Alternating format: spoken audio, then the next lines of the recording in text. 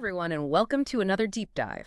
Today, we're going to be trying to understand the current state of cryptocurrency in 2025, Right. all based on that audiobook excerpt you sent over. It paints a really fascinating picture of what the world might look like if Bitcoin becomes, even more influential than it is now. Yeah, definitely. It's wild to think about how it could reshape things like global finance and even politics. Right. And this audiobook doesn't just scratch the surface with market trends, it digs deep into the ideology and geopolitics surrounding crypto, which I think is super fascinating. Oh, absolutely. It really gets into the nitty-gritty of how crypto is challenging the status quo. So are you ready to see what the future holds? Based on this audiobook, at least. Let's do it. I'm ready to dive in. All right, so let's start with something pretty unexpected. The audiobook imagines a scenario where Trump wins the 2024 election Yeah. and then completely reverses his stance on crypto. It's a real crypto renaissance moment.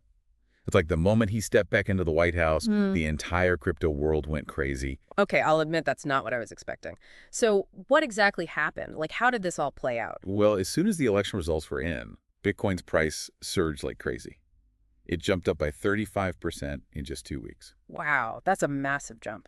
So it seems like the market was pretty optimistic about a Trump presidency, but what exactly did he do to trigger this crypto boom? He basically surrounded himself with some serious crypto advocates. Mm. For example, he brought in Paul Atkins to head the SEC. Oh, yeah, he's a big supporter of blockchain technology, right? Exactly. Mm. And then he appointed David Sachs, a former PayPal executive, as the artificial intelligence and crypto czars. Wow, a crypto czar. Okay, so sounds like he was going all in on crypto, but did this have any real impact beyond the initial price surge? Did he actually implement any concrete policies? Absolutely. He took inspiration from Senator Lummis's Bitcoin Act and proposed this idea of a Bitcoin strategic reserve. Interesting. What's that all about? The idea was basically to have the U.S. government accumulate 1 million Bitcoin over 5 years. 1 million Bitcoin. That's a lot. Yeah, and then they would hold on to it for at least 2 decades. It's kind of like Fort Knox, but for Bitcoin. So basically, the U.S. government would be holding a huge amount of Bitcoin. But what was the thinking behind that? What were they hoping to achieve? Well, it was presented as a way to protect the U.S. economy from uncertainty and to solidify the country's position as a leader in the digital economy. So basically, they saw it as a strategic asset. Exactly. But, of course, a move this bold attracted its fair share of criticism. Yeah, I can imagine. What were some of the main concerns people had?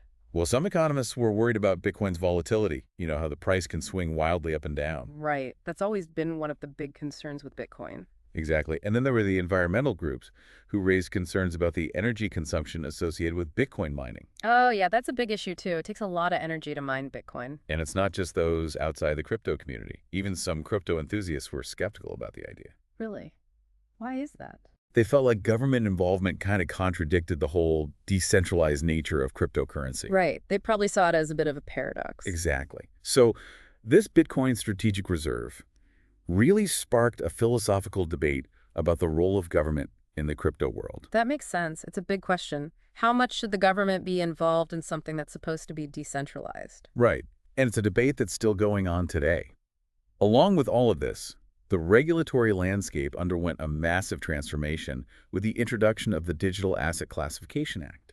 Oh, yeah, I remember reading about that. What exactly did that act do? It basically categorized crypto assets into 3 different types. Oh, okay. What were the categories? So you had payment tokens, utility tokens, and security tokens. And I'm assuming each category had its own set of regulations. Exactly.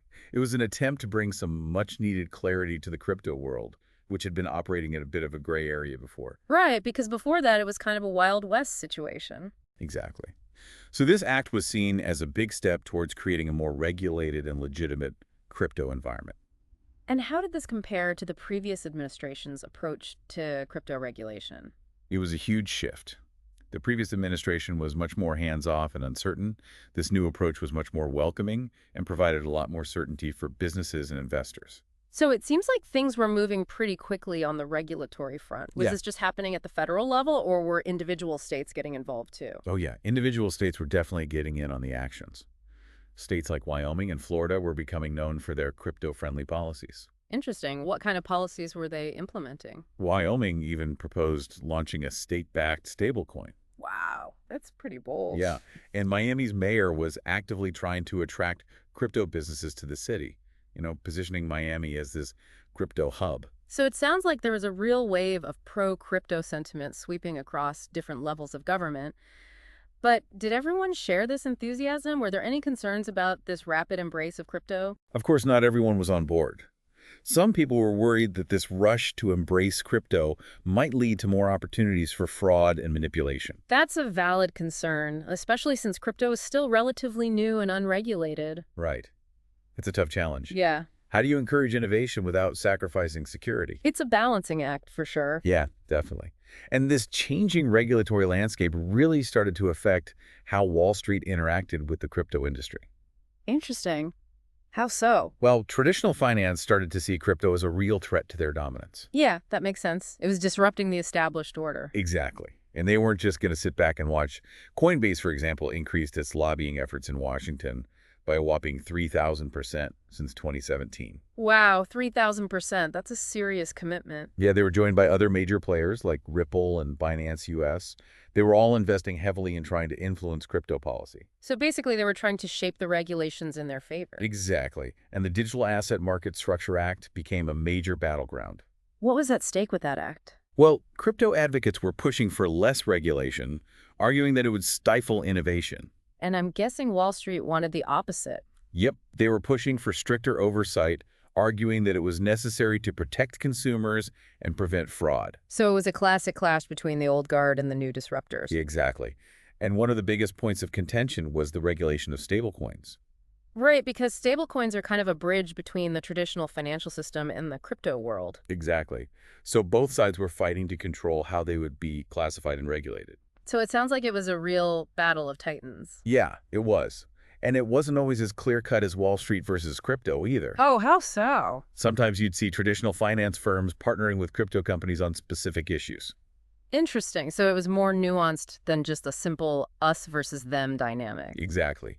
There were even ideological divisions within the crypto industry itself, with different groups advocating for varying degrees of regulation. So it was a very complex and fluid landscape. Definitely.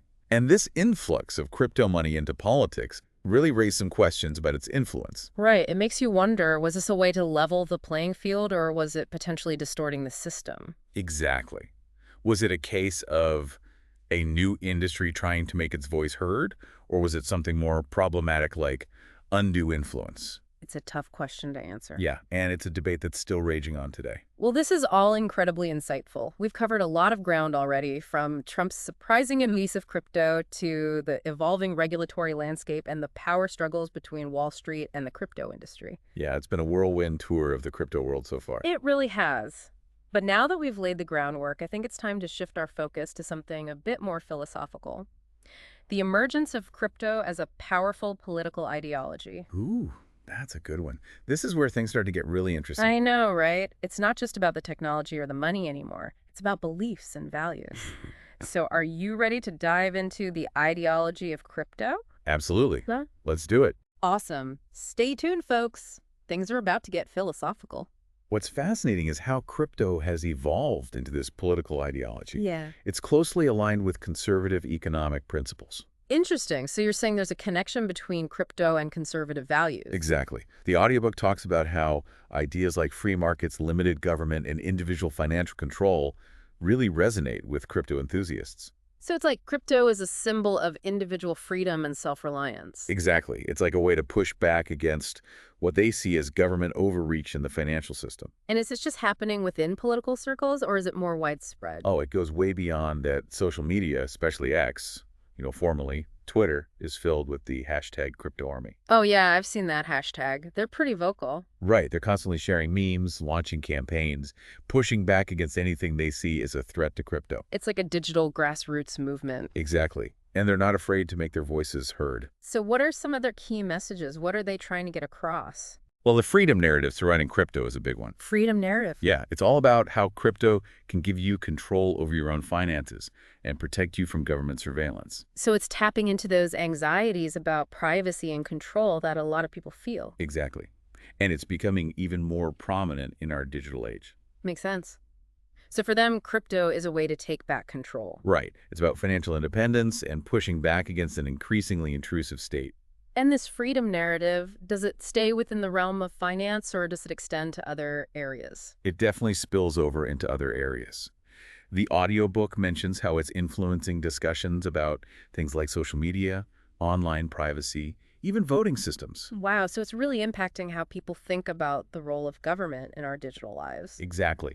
It's challenging traditional power structures and encouraging people to explore alternative models. It's like a whole new way of thinking about governance. Right. And this isn't just limited to the US either. It's a global movement.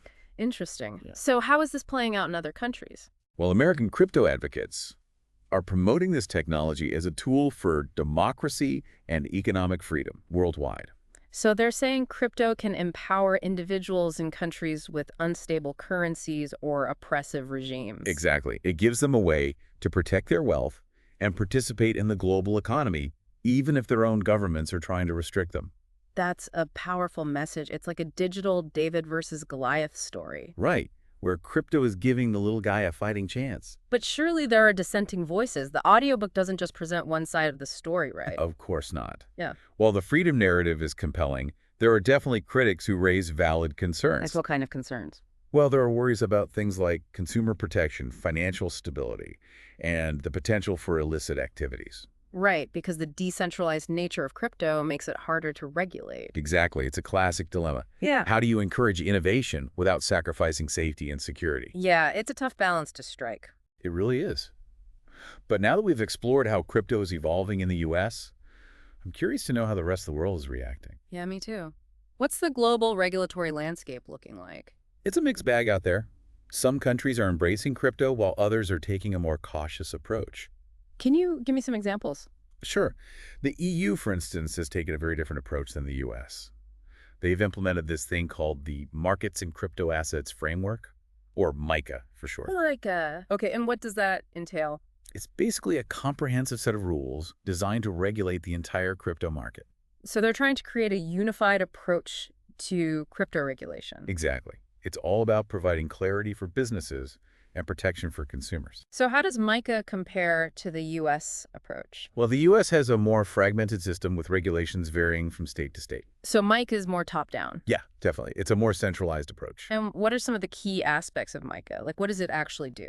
Well, it introduces a licensing system for crypto service providers. So basically, anyone who wants to offer crypto services needs to get a license. Exactly. And it sets guidelines for stablecoin issuers and even addresses the complexities of NFTs. Wow, so it's pretty wide-ranging. Yeah, so it's a pretty big deal in the crypto world. And how has it been received by the different EU members? Has it been smooth sailing?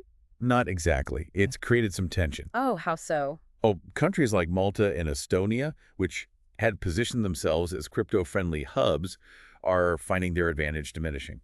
Right, because they were attracting a lot of crypto businesses with their lax regulation. Exactly. And now with MiCA in place, those advantages are disappearing. Interesting. So it's kind of leveling the playing field within the EU? Yeah, in Yeah. a way. And then you have countries like France and Germany who are pushing for even stricter oversight. So even within the EU, there's a spectrum of opinions on how to regulate crypto. Exactly. It's a complex issue with no easy answers. And what about China? They're a major player on the global stage. What's their stance on all of this? China's an interesting case. They've taken a very paradoxical approach. Paradoxical. How so? Well, on one hand, they've cracked down hard on crypto trading and mining. Right. I remember hearing about that. They forced a lot of businesses to shut down or relocate. Exactly. But on the other hand, they're aggressively promoting their own digital currency, the ECNY. And they're investing heavily in blockchain technology. Right. It's like they want to control the development and adoption of digital currencies on their own terms. So they're not anti-crypto. They just want to do things their own way. Exactly. It's a very strategic approach. So does this mean China is shutting itself out of the global crypto market entirely? Not necessarily. The audiobook points to Hong Kong as an interesting example. Right, because Hong Kong has a separate financial system even though it's part of China. Exactly. And it's becoming increasingly crypto-friendly. So it's like a backdoor for China to engage with the global crypto market. Yeah, in a way. It allows them to keep an eye on things and potentially benefit from the innovation happening outside their borders. That's pretty clever. So we're seeing a wide range of approaches to crypto regulation globally, from embracing innovation to maintaining tight control. Exactly. It's a very dynamic landscape. And what about developing economies? Are they engaging with crypto in different ways? Absolutely. Crypto is making a significant impact in emerging markets, often for reasons that differ from those in the West. Oh, interesting. Can you elaborate on that? Sure. No. In many developing countries, crypto is being used to combat inflation access financial services and even create new economic opportunities. Can you give me some specific examples of how this is playing out? Sure. Take El Salvador, for example. Okay. They made headlines a few years ago when they adopted Bitcoin as legal tender. Right, that was a big deal. What's the latest on that experiment? Well, the audiobook provides an update, and it seems like the results are mixed. How so? There's been a steady increase in Bitcoin transactions for everyday purchases, remittances, and even savings. So people are actually using it. Yeah, but there have also been challenges, Yeah. volatility and infrastructure issues. Right, those are always going to be hurdles with crypto. Exactly. But overall, it seems like El Salvador is committed to making Bitcoin work. It's a bold experiment for sure. Yeah, it is. Yeah. And it's not just El Salvador. Africa's young population is increasingly using crypto to bypass traditional banking systems. That makes sense. Yeah. Especially in places where access to financial services is limited. Exactly. Peer-to-peer trading platforms are thriving, allowing people to send and receive money across borders without relying on banks. It's a real game changer for financial inclusion. Right. And then there's the play-to-earn gaming phenomenon in Southeast Asia. Oh, yeah, I've heard about that. People are making a living playing video games. Exactly. Games like Axie Infinity have become incredibly popular, allowing people to earn crypto by playing. It's amazing how crypto is creating new income streams in places where economic opportunities are often limited. Yeah, it's really opening up new possibilities. Are there any other interesting trends emerging from these regions? Definitely. They're not just adopting existing technologies, they're actively shaping them to meet their unique needs. Can you give me some examples? Sure. We're seeing mobile-first wallets designed for low-bandwidth environments, blockchain-based identity systems, even solar-powered Bitcoin mining operations that are bringing electricity to remote communities. Wow, that's incredible. They're really at the forefront of innovation. They are. And it's all driven by a necessity to solve real-world problems. So what does the audiobook say about the overall impact of crypto on these emerging markets? It highlights the potential for crypto to empower individuals and transform economies. It's a powerful narrative. It is. But as with all things crypto, it's important to approach it with a critical eye. There are still significant challenges to overcome, regulatory uncertainty, technological barriers, education gaps. So it's a story of both progress and challenges. Exactly. But the potential is definitely there. Well, this has been incredibly eye-opening. We've gone from individual empowerment to global power shifts. Yeah, it's been quite a journey. It really has. But now I think it's time to shift our focus to the global stage. Crypto is rapidly becoming a major force in geopolitics, almost like a wild card that's shaking things up. This is where things get really interesting. I know, right? It's not just about technology or finance anymore. It's about power and influence. So are you ready to explore the geopolitical implications of crypto? Absolutely. Hmm. Let's dive in. It's fascinating how countries are starting to use crypto to, kind of sidestep the traditional financial system. Yeah. Like the audiobook mentions how Iran and Venezuela have been using crypto to get around those financial restrictions. Right, the ones imposed by the U.S. and other powerful nations. Exactly. It's like they found this loophole in the system, a way to keep their economies afloat when all the traditional avenues are blocked off. So they're leveraging that decentralized nature of crypto to operate outside of the established financial order. Right, and it's causing some serious headaches for those who are trying to maintain control. Yeah, I bet. It really challenges the existing power dynamics. Absolutely. Yeah. And some countries are taking things a step further. The audiobook even talks about governments setting up these massive mining operations. Oh, wow. Like on an industrial scale. Yeah. And it's not just for profit. They see it as a strategic move, a way to gain influence in this new financial landscape. So it's almost like a digital arms race. Exactly. Countries are competing for control in the crypto world, just like they compete for military power or economic dominance. That's a pretty powerful analogy. What are the implications of this? How does this impact the balance of power? These government-backed mining farms give countries a huge advantage in the crypto world. Right, because they control a significant portion of the computing power. Exactly. And that gives them more influence over things like transaction processing and even the direction of the technology itself. So crypto is not just reshaping the financial system, it's reshaping geopolitics as well. Exactly. It's adding a whole new dimension to global competition. Fascinating. What about the impact on international trade? Is crypto changing how countries do business with each other? Definitely crypto makes it a lot easier for countries to trade with each other directly. Oh, without having to go through the traditional intermediaries like banks. Exactly. It's like a parallel system that operates outside of the existing framework. And how does this affect the role of the US dollar? Because it's been the dominant currency for international trade for so long. That's the big question. If crypto continues to gain traction as a means of exchange between nations, it could definitely weaken the dollar's grip on global trade. That would be a huge shift in the balance of power. Yeah, it would be. The whole global financial system could be reshaped. So we're seeing crypto not only empower individuals, but also shift the dynamics between nations. It's amazing how something that started as a digital currency has had such a profound impact on the world. It's truly remarkable. Mhm. And it's still early days. Who knows what the future holds for crypto? Exactly. It's an evolving landscape with endless possibilities. Well, this has been an incredible deep dive. It's amazing to see how crypto has gone from a fringe idea to a major force shaping the world. I agree. It's been a wild ride, and I can't wait to see what happens next. Me neither. Well, thanks for joining me on this journey. It's been a pleasure exploring the world of crypto with you. Thanks for having me. It's always a great discussion. And to you listening out there, I hope this deep dive has given you a better understanding of the complex and exciting world of cryptocurrency. It's a world full of opportunities and challenges, and it's up to each of us to decide how we want to engage with it. So stay informed, stay curious, and most importantly, stay engaged.